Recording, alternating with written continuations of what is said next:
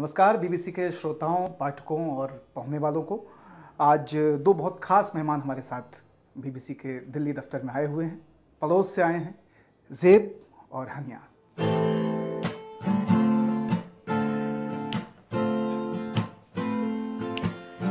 हर सू है तू मुझे तेरी आरज़ू, दिल पे मेरे राज तेरा, क्यों ना एतबार मेरा करे तू।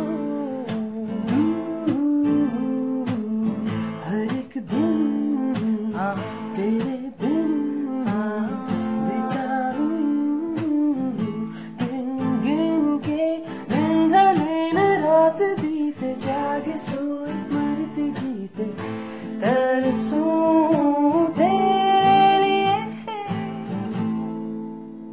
हर सू है तो बहुत सुंदर, बहुत सुंदर। सबसे पहले अपने बारे में बताएं कि क्या सोच करके मौसीकी संगीत के जो प्रयोग, जिस तरह का आपका अनुभव रहा, उसको लेकर के आप हिंदुस्तान आई, क्या सोच करके? फिर जब हम दोनों साथ में कॉलेज में अमेरिका पढ़ने गए तो वहाँ पे हम लोगों ने, हनिया ने गिटार सीखना शुरू किया वहाँ पे फॉर्मली, और वहाँ पे गाते गाते हम लोग अपने गाने बनाना शुरू कर दिया।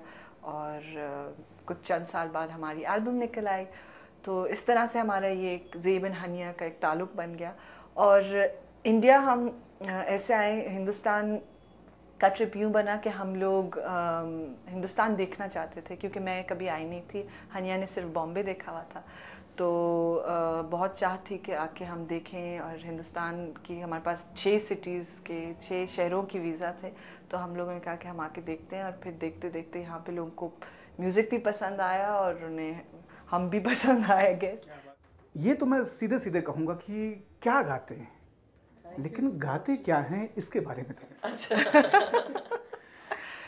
ये बहुत मुश्किल सवाल होता है किसी भी आर्टिस्ट के लिए कहना, क्योंकि अगर आप हम ज़्यादा सोच के नहीं गाने बनाते, हम बस दिल से बनाते हैं, क्योंकि ना हम इतने कोई सीखे पूछे हैं। मैं वैसे सीख तो रही हूँ गाना उस्ताद मुबारक अली ख़ान से वहाँ पे, लेकिन ये अभी जारी रह रहा है। तो मैं अपने आप को कोई इतना बड़ा सिंगर नहीं कहूँगी। तो हम लोग क्योंकि हमारे दिल में मौसीकी के लिए बहुत मोहब्बत है और वो करना हम पसंद करते हैं, गाने बनाना, तो हम बना देते हैं। फिर आगे जाके वो जो बनता है उसको आप जिस भी उसको जो लेबल दें, उसको जिस डब्बे में डालें, उसको जिस तरह से आप मार्केट करें, वो तो फिर दूसरे बंदे की बात है। तो जॉनरस का हम इतना सोचते नहीं हैं। और मेरे ख्याल में हर गाने में अलग-अलग इन्फ्लुएंसेस हैं। आपको हर मतलब कोई 4-5 किस्म की म्यूज़िक एक ही गाने में दिखाई देंगे। और आई थिंक सबसे ज़रूरी बात ये, सबसे बड़ी बात यही होती है कि जो लिसनर है वो जिस तरह कनेक्ट करना चाहे गाने से। मतलब अगर किसी को ब्लूज़ का शौक़ है तो अगर ब्लूज़ की थ्रेड पकड़े, किसी को फोक का शौक़ है, मतलब जब तक ऑडियंस कनेक्ट करिए आपके साउंड के साथ, तो उसके अलावा तो कोई आई थिंक लेबलिंग की ज़रूरत ही नहीं होती। आप लोग का वास्ता, आपका ताल्लुक सूबा सरहद से है। वहाँ के जो मसाइल हैं, वहाँ के जो मुद्दे हैं, उनको कितना आज का यूथ, चाहे वो आप जैसा हो या बाकी जो पाकिस्तान का आज की जनरेशन का यूथ है, वो उनसे कितना अपना वास्ता रखता है, उनको कितना समझ पा रहा है और कितना उनके लिए खड़ा हो पा रहा है? मेरे ख्याल में उन मसलों को सबसे ज़्यादा वहीं के लोग समझते हैं, क्योंकि जो परसेप्शन है उन मसलों की वजह से सबसे ज़्यादा जो लोग मुतासर हो रहे हैं वो भी वही हैं। और हमारे लिए, बल्कि हम लोग वहाँ से हैं, हमारी फैमिली वहाँ से है, लेकिन हम वहाँ रहते नहीं हैं। तो शायद हम भी सही तरीके से नहीं बता सकते कि उन लोगों पे क्या गुजरती है और वो उसके साथ किस तरह से इंटरेक्ट कर रहे हैं। लेकिन जहाँ तक मैं जानती हूँ, जो कि शायद काफ़ी लिमिटेड है, वहाँ पे लोग अपनी ज़िंदगी जीना चाहते हैं, वहाँ पे लोग नॉर्मल होना चाहते हैं, अमन से जीना चाहते हैं। और इस बात का सबूत ना सिर्फ हमारे, मतलब जो मेरी फैमिली के साथ इंटरेक्शन है वो बात देती है, बल्कि जिस तरीके से सूबा सरहद के नौजवानों ने हमारे मौसीकी को अपनाया है और जिस तरह हमें उन्होंने अपनाया है और जिस तरह से हमें रिस्पांस दिया है, तो मैं रियली समझती हूँ कि हम सब की परसेप्शन गलत है, शायद मेरी भी गलत है। तो बस एक छोटा सा खाना और फटाफट सुना दें।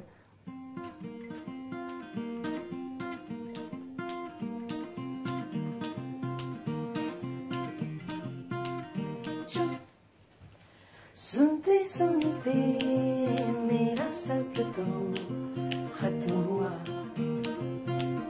बस बातें बहुत हुई, अब तो प्यार का वक्त हुआ। तुम जानो ना मेरे दिल में है क्या ये लगन, मीठी सी लगन, चाहे क्या तेरी आंखें सताए मुझे, पास बुलाए,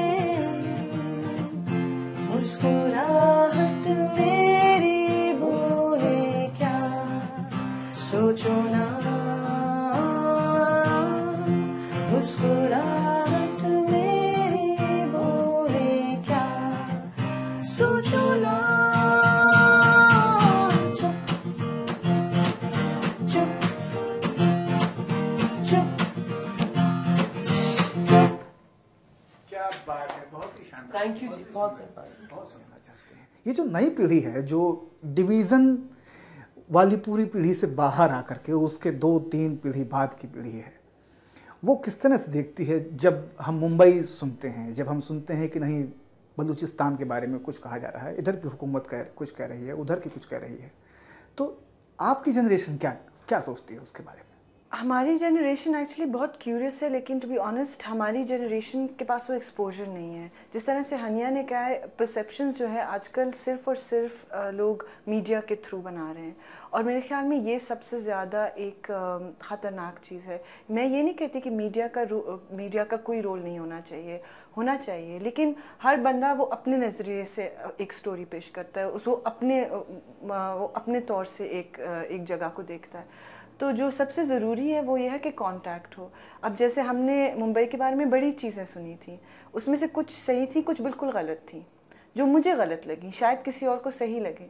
और दिल्ली के बारे में बहुत कुछ सुना था कि बिल्कुल लाहौर की तरह है। बिल्कुल लाहौर की तरह नहीं है। दिल्ली का अपना एक मज़ा है, दिल्ली में एक अपना कैरेक्टर, इसके अपने दरख्त हैं इसकी अपनी एक खुशबू है। तो इस तरह से आप मतलब सबसे ज़रूरी बात यह है कि और पाकिस्तान के जो नौजवान हैं वो बहुत ज़्यादा चाहते भी हैं कि वो ख़ुद अपने तौर से इस दुनिया को देखें। हमारे लिए सबसे बड़ी जो मुश्किल वो ये हो गई है कि हम लोग पाकिस्तान से निकल भी नहीं सकते, क्योंकि जो टेररिज्म की जो ये बातें हो गई हैं, तो हर जगह के लिए हमें वीज़े के लिए इतना वक्त गुजारना पड़ता है, अपने पासपोर्ट महीनों लोगों की एम्बेसियों में पड़े रहते हैं। तो उससे ये होता है कि हम लोग और भी ज़्यादा होपलेस फील करते हैं, क्योंकि ना हम अपना कुछ बना सकते हैं, ना हम खुद इंटरैक्ट कर सकते हैं दुनिया से, और ना दुनिया हमें समझने की कोशिश कर रहा है। तो ये बात है। इतना मजबूत कल्चरल पूरी तैयारी होने के बावजूद, इतना ट्रेडिशन होने के बावजूद, ऐसा क्या होता है कि हम कहीं ना कहीं पिछड़ जाते हैं और जो दूसरे तरफ के लोग हैं, जो दूसरी सोच के लोग हैं, वो हावी हो जाते हैं? जब भी पाकिस्तान की बात होती है, सरहद की बात होती है, पश्तून लोगों की बात होती है, आजकल इमीडिएटली लोगों के दिमाग में टेररिज्म आ जाता है, मतलब और कुछ सब भूल जाते हैं। और इसका एक रीज़न इसका ये है कि जो मीडिया में रिप्रेजेंटेशन है, तो वो लोग वायलेंस और टेररिज्म को ज़्यादा रिप्रेजेंट करते हैं, और जो बाकी चीज़ें हमारी कल्चर की उनको नहीं रिप्रेजेंट करते। मतलब ये कॉन्शियस डिसीजन होता है मीडिएटर्स की तरफ से। तशद्दुद पसंद लोग होते हैं, बहुत ज़्यादा एक्सट्रीम व्यूज़ ओपिनियंस रखने वाले लोग होते हैं, वो वायलेंस भी इस्तेमाल करेंगे, तशद्दुद भी इस्तेमाल करेंगे। तो मतलब ऑब्वियसली जहाँ पे वो कोशिश करते हैं वो हावी हो जाते हैं। But in the long term I don't know if this is true. मतलब कल्चर को आप नहीं मार सकते, लोगों के अंदर जो चीज़ है, जो मिट्टी में चीज़ बसी हुई होती है, उसको आप ख़त्म कर ही नहीं सकते। तो मेरे ख्याल में ये लोग जितनी भी कोशिश करें लेकिन कामयाब नहीं होंगे। हिंदुस्तान के लोगों से क्या कह के वापस जाने के बारे में सोचेंगे आप? क्या कहना चाहते हैं, क्या मैसेज देना चाहते हैं? मैं और हनिया बहुत ज़्यादा शुक्रिया अदा करना चाहेंगे हिंदुस्तान के लोगों का कि उन्होंने हमें इतनी ज़्यादा मोहब्बत दी और इतना ज़्यादा सराहा। एंड आई होप कि हम लोग फिर आते रहेंगे। और मैं सबसे कहना चाहूँगी कि आप भी प्लीज़ पाकिस्तान आइए और देखिए कि हम कैसे हैं, और देखिए कि हम आपका कैसे स्वागत करते हैं।